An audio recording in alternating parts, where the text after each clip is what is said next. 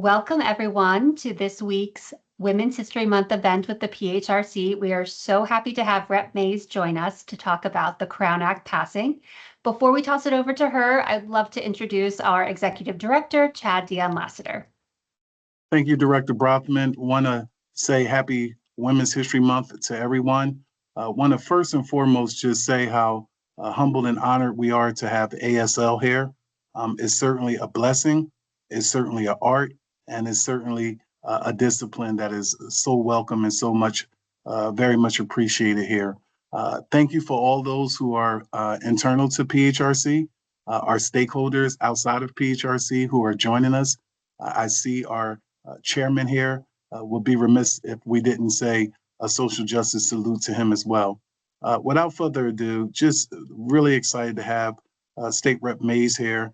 You're going to hear about her work as well as the work of her colleagues around the C.R.O.W.N. Act and her presentation. But I just want to say to you, State Rep. Mays, ever since you and I connected from a collegial perspective, you are a phenomenal person. And I think you know me by now, that's no placating, ingratiating, or displaying with false generosity. The video with you, along with Dr. Ajwa Asama, and certainly Madam Speaker of the House, Senator Hughes, and Governor Shapiro at the signing of everything, the press conference, just to hear you tell your story was just heartfelt, because there's a lot of us who are really taking care of parents, and there are a lot of us who we're the sum of who we are because of Black mothers and Black grandmothers. And so I just want to honor you in that space. I think you kind of know how I feel about you. I look up to you. And you came the non-traditional route, community activism into politics, and we need more of that. You were not a traditionalist, is what I'm getting at. And so the Commonwealth, as well as other parts of the country, are fortunate to have you in this space. And so once again, happy Women's History Month to all those senior leaders and just women at the PHRC who are truly making a difference in the work that we do. And Rep. Mays, I'm here ready to put on my metaphoric seatbelt because I know you're going to take us to school. It's always good to see you. And it's always great to be in company with someone that likes to wear stylish glasses such as you and I. So it's blessed to be here with you. Director Brothman, thank you as always for you and OC Levels putting this together. I know she's in Chicago or making her way back, but I'm glad that we were able to, continue to have this. So we turn it back over to you, Director Brothman. Thank you so much. Everyone. Thank you so much. We are so pleased to have today's presentation on passing the PA C.R.O.W.N. Act. I would love to do an introduction about Rep. Mays. So Latasha Mays is the state representative for the 24th Legislative District who unapologetically advocates for racial, gender, and economic justice that centers marginalized communities. Latasha Mays was elected in the House in 2022. Raised in West Philadelphia, she moved to Pittsburgh in 1999 to attend college and has been a dedicated community leader in the region for the past 2 decades.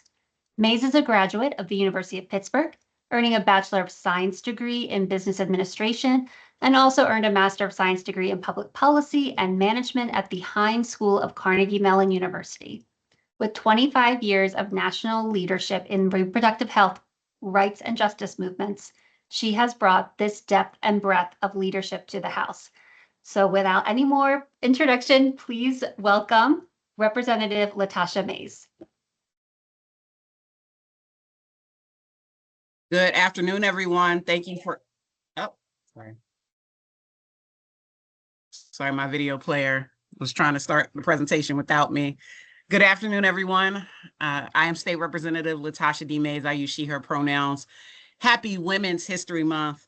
It is always amazing to be able to be in this role and uplift the role of women, uplift the role of Black women and women of color who have contributed just in a way that can never be truly enumerated or counted, for all our contributions to our society, to our families, to our communities, to important work for social justice. I'm grateful to be the 24th Legislative District representative in our Pennsylvania General Assembly.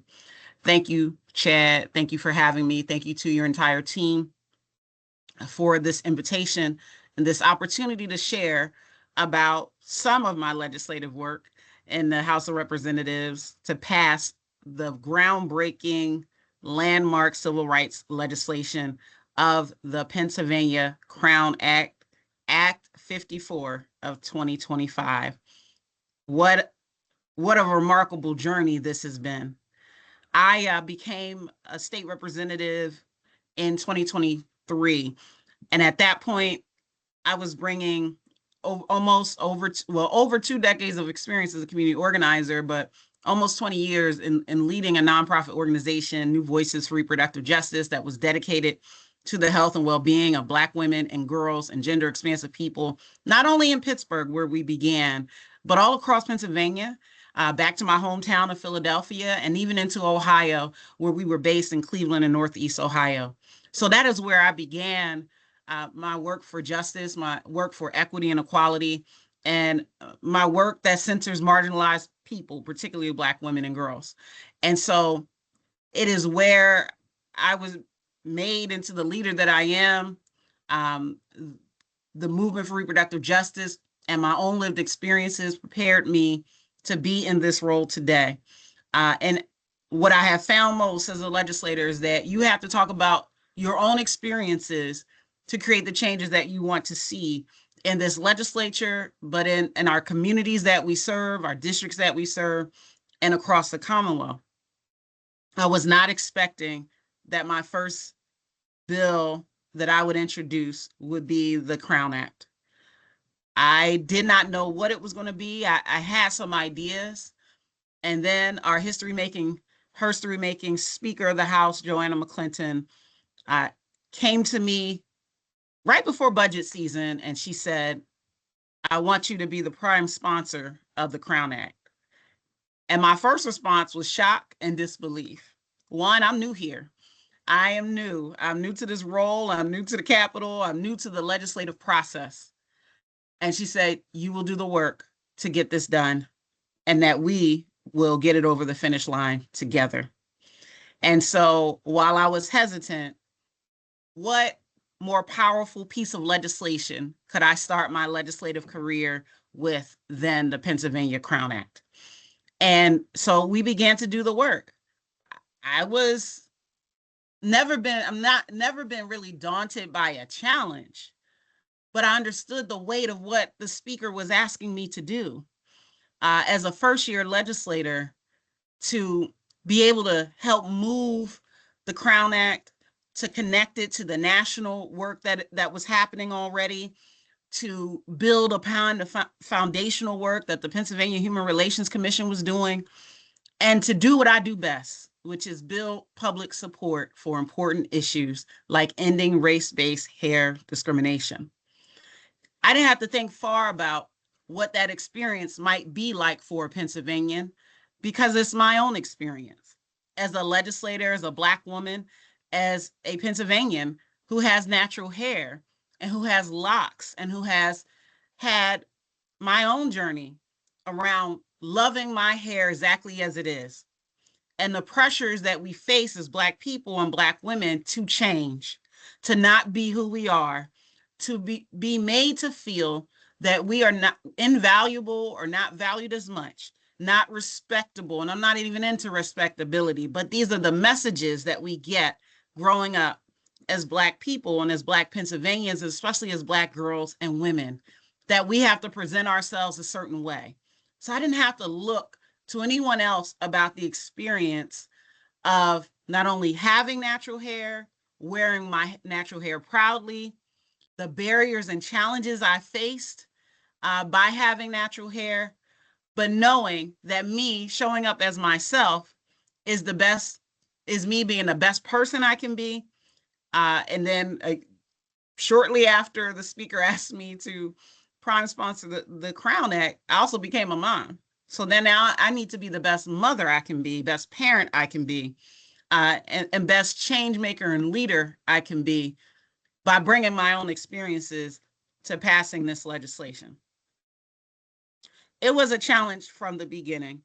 Some of the first response around the bill, mind you, it had already been introduced twice thanks to Speaker McClinton and former State Representative Summer Lee, now Congress member Summer Lee, they laid the foundation. They introduced the C.R.O.W.N Act in 2019. They began those conversations in 2018. And both years, while we were not in the House majority, those bills died. So I come in again, June of 2023, just as freshman of a legislator as I can be, and I introduced the C.R.O.W.N Act. In committee, my colleagues began to say things like, is this bill really needed? This bill seems frivolous to me. This is just about hair. And I'm like, wow, how disconnected you are to the lived experience of Black people in this Commonwealth. And to have to traverse that and to have to really share my own journey, to connect with the journey of other legislators who may have experienced race-based hair discrimination themselves, or their children have, even some of my white colleagues, my white Republican colleagues. We had to connect to a shared and common experience about this discrimination, about personal freedoms, and about cultural pride. And so it really took me and the speaker and others through the ringer that year. We thought that in the House majority, this is a no-brainer, that we could get this done. There had to be work done on our side in the House, and work had to be done in the Senate. So what I first want to share with you is my House floor speech about the C.R.O.W.N Act. And I'm not going to play it all, but I just want to share some of it with you so that you can get a sense of what 2023 was like and what the journey was like for me as a first-year legislator who was probably on the ropes because I was also becoming a new mom. But I want to share this with you. I'm going to share my screen and play this video. Give me one moment.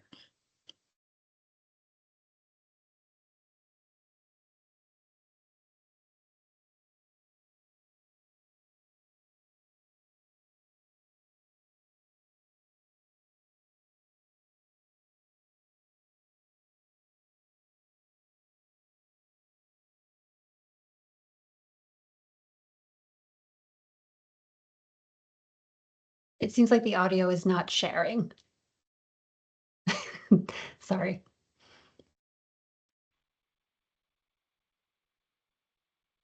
House Bill 1394, or the C.R.O.W.N Act, expands protection against racial discrimination based on hair type, hair texture, and hairstyle. The C.R.O.W.N Act, which stands for Creating a Respectful and Open World for Natural Hair, is what we are here to vote on today. And a crown is what we reference in Black culture to our hair. Every day in a workplace, a school, or a social venue, Black Pennsylvanians are experiencing the indignities of having to justify wearing their hair as it naturally grows out of their head. A Black person can be denied employment or fired from employment or face racism in the workplace because of their hair. And this is especially true for Black women. A Black young person be asked to cut their hair to attend certain schools or play a sport or participate in extracurricular activities. A Black child, especially a Black girl, is having experiences with discrimination about their natural hair as early as 5 years old. It is all racial discrimination. It is specifically hair discrimination. Many of you know me for my hats. I get a lot of compliments and I get asked, how many do I have? A lot. But I want you to know me for my hair, as it grows out of my head naturally. I have locks. It is a source of great strength, great beauty, and great pride. I have a coily curl pattern, and when left to be free, it grows like this. For me and for many like me, my hair has been a journey. From my mother and grandmother, trying to make my hair straighter by using a hot comb or using a relaxer, a chemical relaxer. I've added extensions to my hair so it could be longer and straighter and somehow better. I've had to decide on how I would wear my hair for internships, for interviews when I was in the business school at the University of Pittsburgh, because I wanted to be professional and I knew my hair as it was would not be enough. So I opted for braids.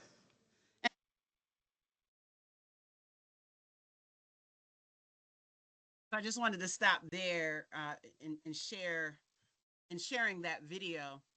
You might hear my child screaming in the background. And sharing that video to let you know that I have to tell my own story. That I had to make it personalized.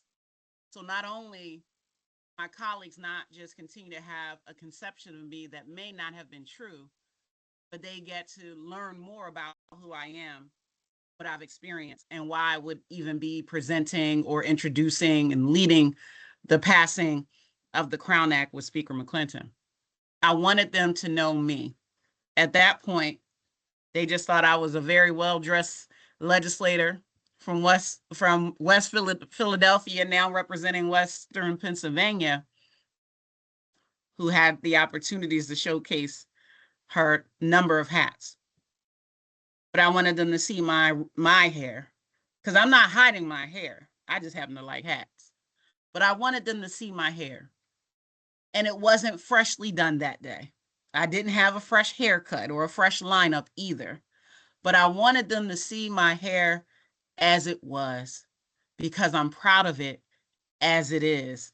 And I wanted them to think about the bill and think about what this experience might be for a child, what this experience might be for a Black woman in the workplace, what this experience might be someone who's in a community space at a restaurant or other public accommodation, and they face an indignity of being denied access, being denied opportunity, simply because of how their hair grows out of their head.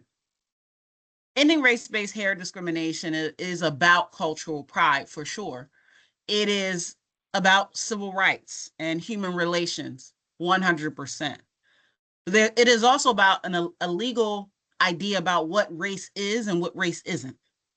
And so things that are historically associated, traits historically associated with race, still are changeable. And so we have to have protection for that, because before I had locks, I might have worn my hair in braids one week and had a blowout the next week. But because my hair changes, it doesn't mean that the discrimination or the opportunity for discrimination goes away. And so those protections are still needed. We continue to advocate for our bill. At that time, they had another bill number, but at that time, we continued to advocate for the bill to move through the Senate. And we had absolutely no traction in the Senate. Now, we're in a House majority. And so with that, I'm seeing people's bills pass. I'm seeing freshman legislators' bills pass. I was like, great. So boom, boom, boom. The C.R.O.W.N Act is going to be smooth sailing. We're introducing it in June. We're going through the budget. End of June is when we are required to pass our budget. I'm like, okay, great. This is wonderful. It's me and the speaker. This is a no-brainer bill about expanding civil rights protections. We're in the House majority, and no movement whatsoever on the C.R.O.W.N Act. None. But before I go on, at the end of my House speech that I just shared, I was shocked by the fact that two of my Republican colleagues stood up.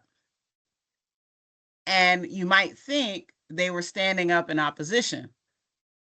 I was bracing myself for their opposition, but they both spoke in support of my bill, which sent shockwaves through the House chamber because it was a very tense floor session, especially if we're honest about the political landscape that we're in. So conversations about race and gender and other identities, it can become contentious. So I was bracing myself for that. So were all the Black members of the House. We were bracing ourselves for it. What was about to be said when these two white male Republicans stood up to speak? One had his own Black child and did not want her to have to experience this type of racial injustice and indignity. So for him, it was personal. The other legislator was speaking in support and connecting to what it means to have freedoms. And so we all stood there in shock as our Republican colleagues stood in support, which I know spurred more Republican support and bipartisan support. And in a remarkable turn of events, because at that point we thought we had the votes, but we were not 100% sure. We only needed 102 votes to pass the Pennsylvania C.R.O.W.N. Act out of the House in 2023. The final vote actually wound up being 182 to 17. So this was an overwhelmingly bipartisan vote to end race-based hair discrimination in the Commonwealth. But again, there was no movement for the rest of the year on the C.R.O.W.N. Act. So the Speaker and I, as we were continuing to strategize, I said, Speaker, I think that we have to take this fight outside of the Capitol. We have to build public support, widespread, statewide public support for the Pennsylvania C.R.O.W.N. Act. And during Women's History Month 2 years ago, Speaker McClinton and I launched the Pennsylvania C.R.O.W.N. Act Coalition in 2024 in the city of Pittsburgh, where I represent my constituents. It was our invitation to stakeholders, no matter what their industry was, what their profession was, whether they were an individual or whether they were a corporation. We wanted to extend the invitation to be in the fight with the Speaker and I to end another form of discrimination in our Commonwealth. And we weren't sure what the response would be. But judging from the first launch event in Pittsburgh, we also had a launch event in Philadelphia. Our rooms were packed because this legislation is something that could not be denied. It was always at that point a matter of not if, but when and how. And our how was the statewide coalition. In the end, we had over 100 state and local organizations, municipalities, unions, nonprofits, and other educational institutions, and so many businesses that were saying together, we are standing and ready and prepared to enact the provisions of the C.R.O.W.N. Act when it was passed, and that we endorsed the C.R.O.W.N. Act. We want to see it become law. So we had such an overwhelming response from the state YMCAs, the State Alliance of YMCAs, to the city of York, which is right near Harrisburg, we had the Pennsylvania Teachers Union, as well as the firefighters in Pittsburgh, to ironworkers as well. We had the Pittsburgh Penguins, we had the Community College of Philadelphia, we had water authorities, we had so many stakeholders, unlikely, I would argue, who came together to stand with the Speaker and I as a coalition to say, it is time to pass the C.R.O.W.N. Act. So we launched this coalition. We built those relationships. We kept the momentum going.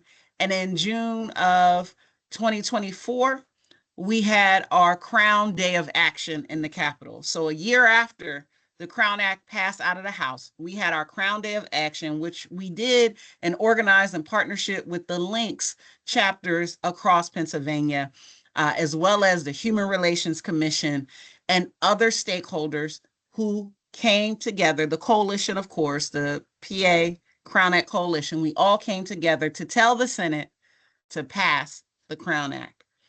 We had hundreds of people in attendance that day who came to show their support in numbers and to keep driving the message that this bill will not be defeated and this bill will not be denied. It is not a matter of if, it was a matter of when and how. It was amazing. We had on our yellow, the speaker and I rocking our natural crowns. We had support and attendance from all across the Commonwealth, and no movement in the Senate. At the end of November 2024, the third time the Crown Act had been introduced, our bill died at the end of session. Now, keep in mind, I'm a first-term legislator, and I know things don't happen overnight. I know we must make multiple efforts to win the change and organize for the change that we want. And so the speaker was encouraging in saying that we will do this again. You will introduce this bill again. We will do it together. And so we introduced our House bill for the Pennsylvania Crown Act again in February of 2025. And this time it moved far more quickly. Why? Because we had coalitions of support. We have built relationships with our Senate colleagues to keep working with them, the business community that was concerned about provisions in the Crown Act, uplifting the work of the coalition, and taking every opportunity to talk about the Crown Act, whether it be nationally, statewide, or locally. We would not ever give up on the Crown Act. And so we were able to see the Crown pass out of the House again shortly after it was introduced in February. But still no movement. Still no movement. After removing as many barriers as possible, after all of our endless work and continuing to build the public support, and we had it. We had individuals reaching out to their legislators, their senators. We had them participating. They were active in the fight with us, and they showed up and they showed out month after month, session after session.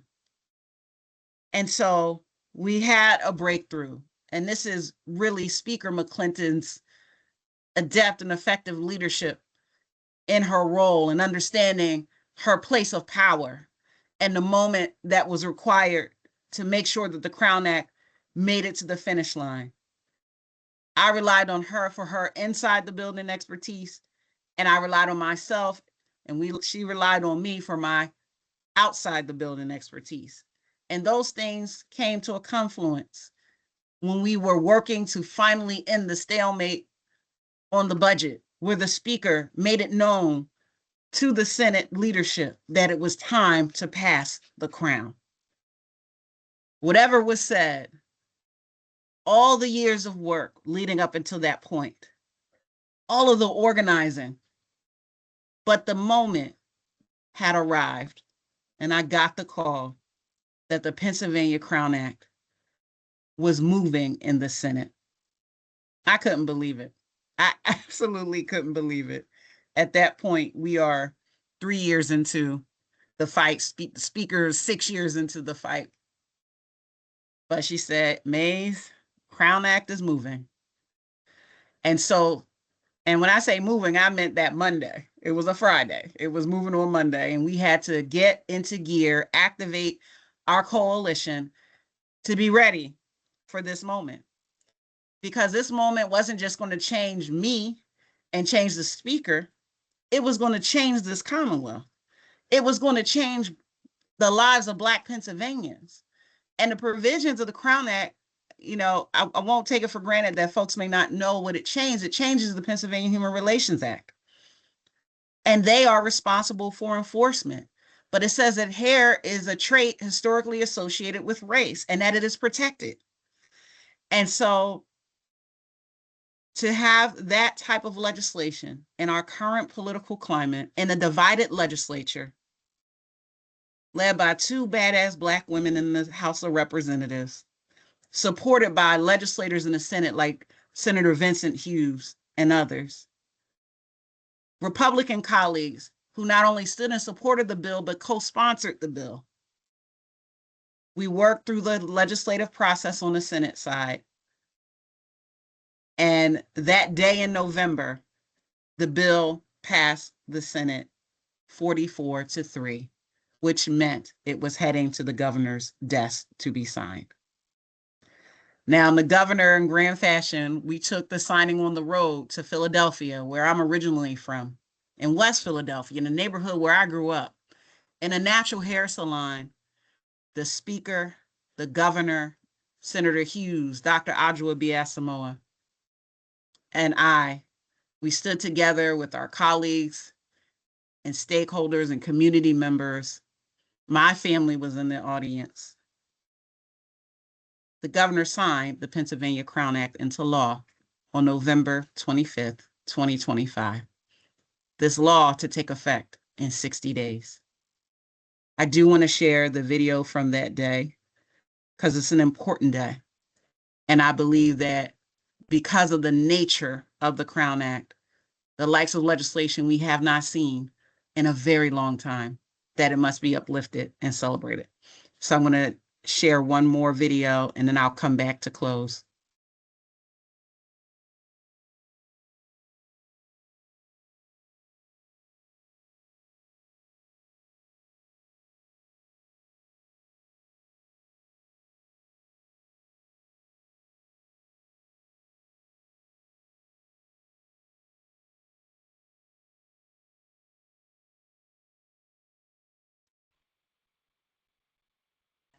We organized the Pennsylvania Crown Act Coalition.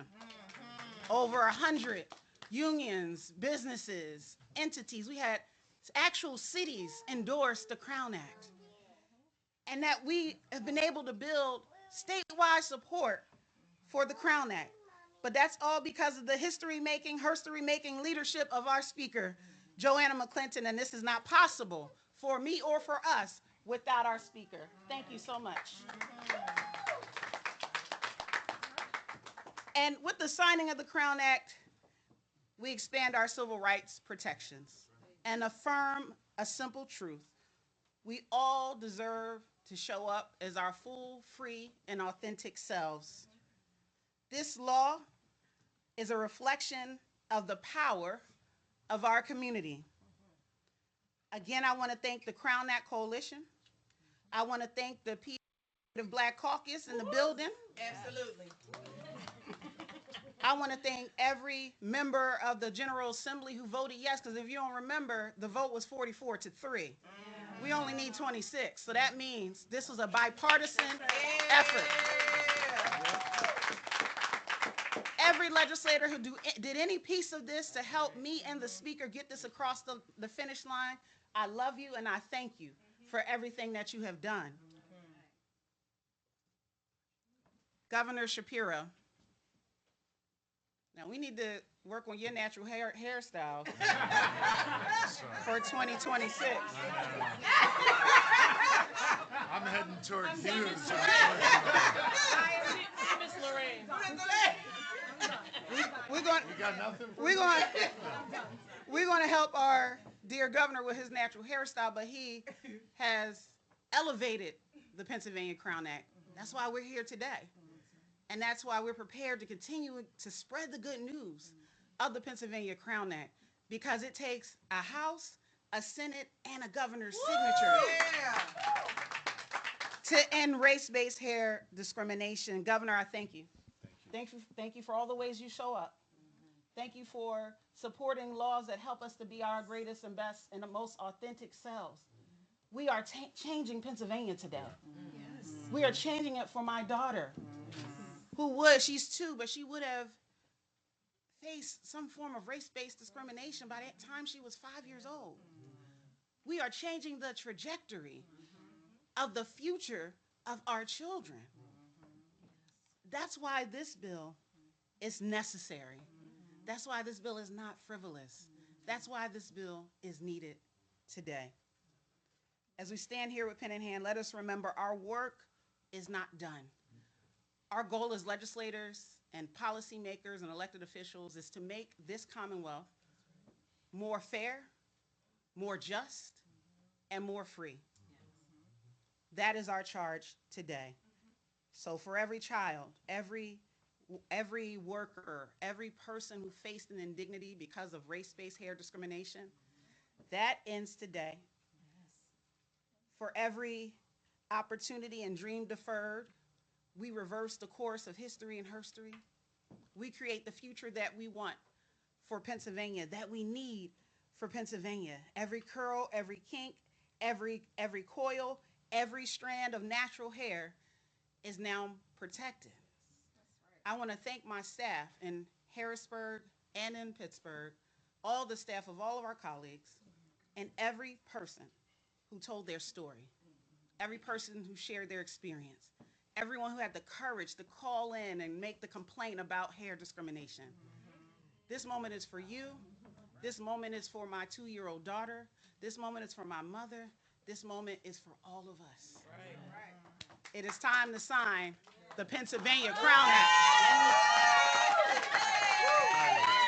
All right. Thank you. Representative Mays, that's for you. Yes. Madam Speaker, that is for you. And this is the Crown Law.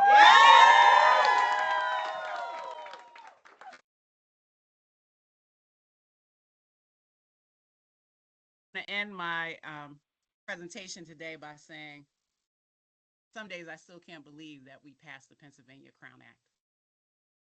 But I began to believe it more when it took effect on January 24th, 2006. Today, in this moment, if you or anyone you know faces race-based hair discrimination, they can call their local Pennsylvania Human Relations Commission and file a complaint, because the Pennsylvania Crown Act is law, and every single strand of natural hair is protected, as I said in the video, every curl, every kink, every coil, and that is because of the Pennsylvania Crown Act. I want to invite everybody who's on this call to the Pennsylvania Crown Act celebration this Monday at the Capitol, 9 a.m. to 5 p.m. My colleague said, we celebrating all day. I'm like, we're celebrating all day. We will have a full day to build community, to uplift this journey that the speaker and I and so many others have been on for years now, and that this legislation, the power of this legislation, requires a celebration that is befitting of this moment.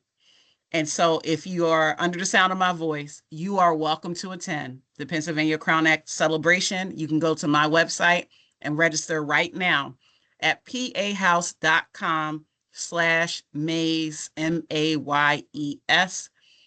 I hope that you will join us as we continue to do the work to end race-based hair discrimination, to end race-based discrimination and discrimination in all its forms in every single county, every single district, and every single community across this Commonwealth.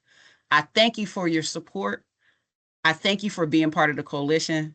I thank you for helping Speaker McClinton and I get the Pennsylvania Crown Act across the finish line. Thank you so much. I hope you'll join us on Monday.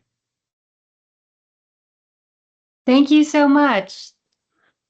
Really appreciate you coming and joining us today to talk about the Crown Act and about your mission and how we got it across the finish line. And if it's okay with you, I'd like to open up for some questions if anybody had any comments or questions in the audience. Absolutely.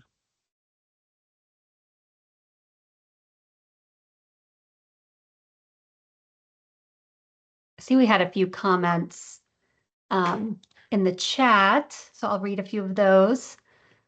Our commission chair, Joel Bolstein, wrote, "Congrats to you, Rep. Mays, for all your hard work in getting the C.R.O.W.N. Act passed. PHRC will ensure that it is implemented as you intended." And then PHRC Chief of Staff Zulay Rojas wrote, "Thank you for all the work that went into passing this bill. We're overcome by the word of our testimony." Angela Blair wrote, "Congratulations, Rep. Mays, to you and your team for your hard work and dedication." And some other congratulations and thank yous are in the comments as well. Thank you so much, everyone. Again, it took all of us to get here to win legislation that is for, it's not, what I tell people that this legislation protects Black Pennsylvanians, but this is a win for all of Pennsylvania. This bill also has provisions for religious head coverings. So that's even more protections for more Pennsylvanians. And so I'm proud of this work. What a joy for this to have been my first bill introduced and my first bill passed into law. I'm eternally and incredibly grateful for the opportunity to lead and to serve and to legislate. Thankful to the Speaker of the House, thankful to my family and my staff, and thankful for all of you. I have a lot more time in the legislature, and a lot more legislation that has to be done. Someone said I set the bar high. It was not intentioned to be that way, but happy to take on the challenge. And we did it. We all did it together. And I'm grateful. I'll put, go ahead, please. No, hi, Rep. Mays. It's Sherry Irvis Hill here. And so it's so good to see you. And thank you for your hard work, your diligence with the help of the speaker. I just saw her over the weekend and she has her natural hair. And so your story for many of us, I mean, I was a child in the 60s and I wanted my hair like a white girl had long blonde hair, because that was, you just had to acculturate and you had to look like those who, you know, were the standard then of beauty, right? And so this is such an amazing law. Thank you. Congratulations. First out the gate, you did it. You did that thing. We'll help with everyone else. But yes, thank you and congratulations. Thank you so much. So good to see you. Mm-hmm. You too.